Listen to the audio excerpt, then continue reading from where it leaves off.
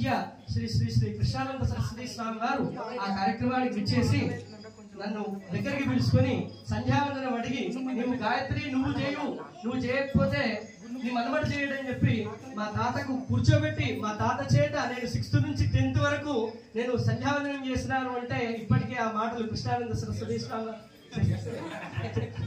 క్షమించాలి. కాబట్టి ఆ తాతగారు ఉన్న కాలం చెప్పారు.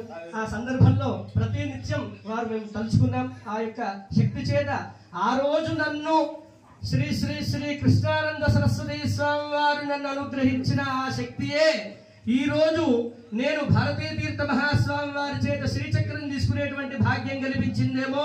నేను భారతీయ తీర్థ మహాసన్నిధానం